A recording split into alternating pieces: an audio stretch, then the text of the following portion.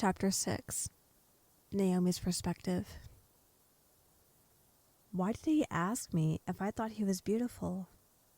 Something must have happened to him when he was in that fight with Randy. Something snapped, I thought. I got off the bed and walked around. Oh, I'm so bored. I don't like being cooped up in a place for a long time. I turned back around. Hey, get up. I laughed at Jeff, who was laying on the bed, with my heart monitor acting dead. I can't move. I'm dead, he said. Well, excuse me. I thought dead people didn't talk. I jumped on the bed, knocking him off. I put the heart monitor on, and the beeping was fast. Then it slowed down. I guess I can't get too worked up, huh? Jeff hopped up off the ground. I guess not, he said, and sat back down. He looked at me, and I looked into his eyes. They were still crystal blue. Jeff, honey, it's time to go. Oh, and Naomi? You are being released later tonight. His mom walked out. All right, thank you. Jeff kissed my cheek and walked out of the room. Jeff's perspective. I walked out of the room and walked with my mom and my brother to the car. I heard a voice inside my head. Hey, Jeff, did you like killing Randy and Keith?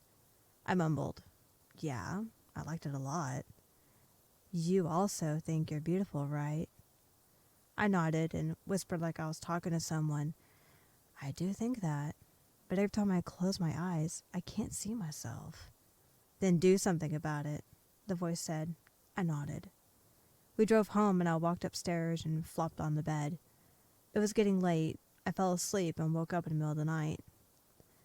The voice was right. I can't see myself when I sleep.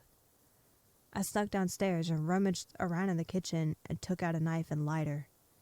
I snuck back upstairs and shut the bathroom door. I lit the lighter and burned my eyelids off. I cried. I took the knife and slid it into my mouth, cutting my cheeks from ear to ear in permanent smile, blood dripping down to the sink. I heard the door open and I heard someone gasp. I turned around and saw my mom standing there. Hello, Mommy, I said. Jeffrey, what did you do? She backed up. I couldn't see how beautiful I was, so I burned my eyelids off, and I cut a permanent smile into my cheeks. So now I can be happy all the time. I smiled some. Tell me, Mommy, am I beautiful? I asked hopefully. Yes, you are, dear. Let me go get your father so he can see how beautiful you are, too. She ran out of the room and back into their room. Honey, get up, get your gun. Jeff is... She stopped as I opened the door. Mommy, you lied. I walked in.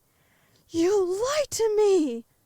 I held the knife and slit open her neck and stabbed my father. Lou's perspective. I was having trouble sleeping. I thought, I heard a yell, but I must be still half asleep. I heard a creaking outside of my door, and it opened slowly. I screamed. Shh, Lou, it's only me, Jeff said. He walked over to my bedside and held my throat. Shh, just go to sleep, Lou, he said. I felt something sharp go into my chest.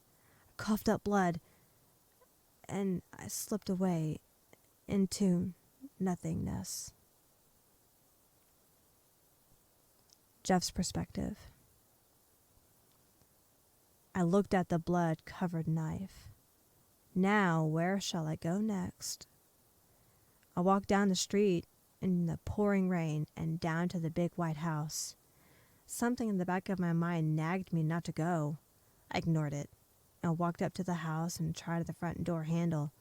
It's locked. I stuck my knife in the crack and pried open the door. I stepped inside. I heard a quiet piano playing.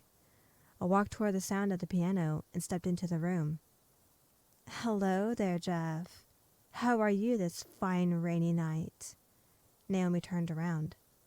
"Aren't you scared of me?" I asked. She shook her head. "Of course I'm not scared of you. Why would I be?" She walked over to me. I backed away. "Don't worry. I won't kill you. I'd never want to do that." She smiled at me. She blew hair out of her face, and I noticed that there was a cut along both of her eyes and a heart into her cheek. "You're like me now," I said. "I heard a voice talk to me. It said kill, so I killed," she said. What did you kill?" I asked. She took my hand and led me to a room.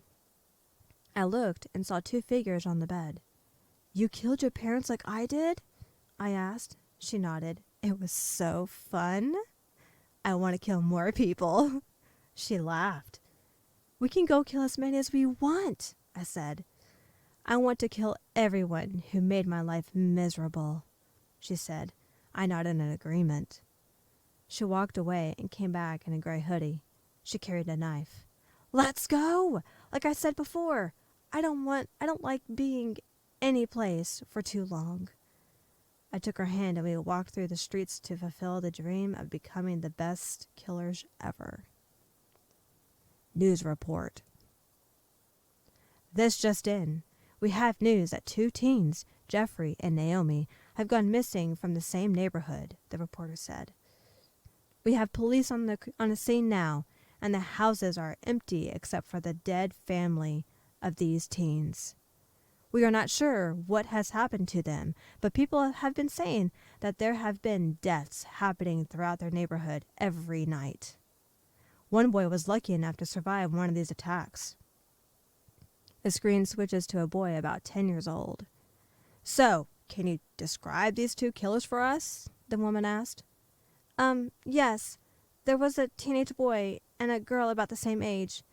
The boy had black hair, black circles around his eyes, and a permanent smile cut into his face. Oh, and he had a white hoodie on. The girl had 2 cuts on her eyes and a heart-shaped cut on her cheek. She had a gray hoodie on." The little boy shivered. "Anything else you want to tell us?" the lady asked. "Yes.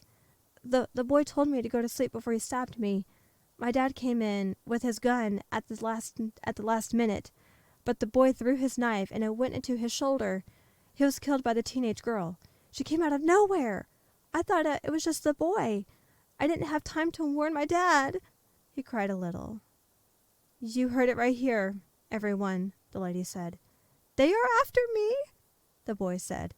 "The girl said I could escape. She said they would find me and kill me." He shook.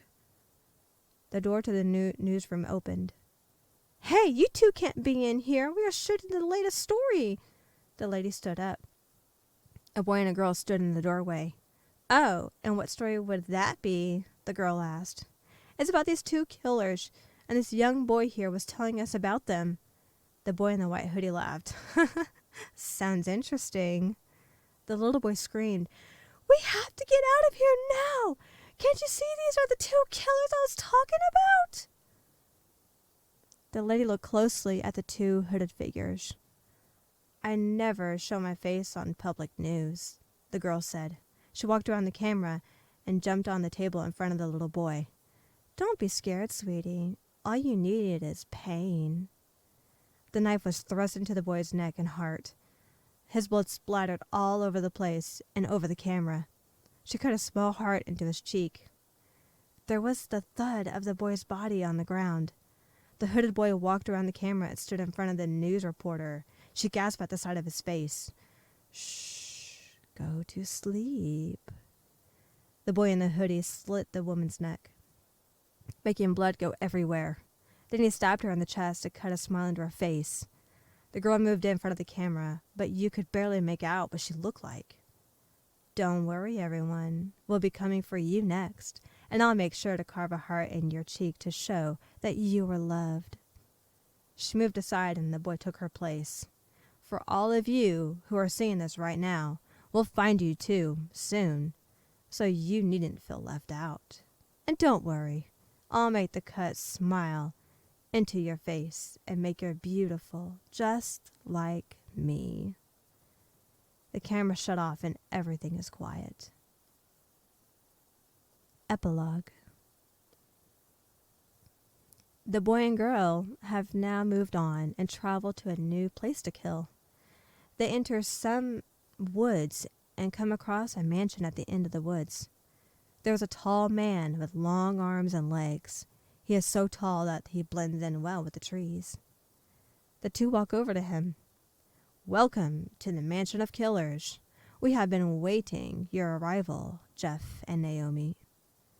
The two killers look at each other and enter the house, where they were met by a group of teens, a girl and a dog.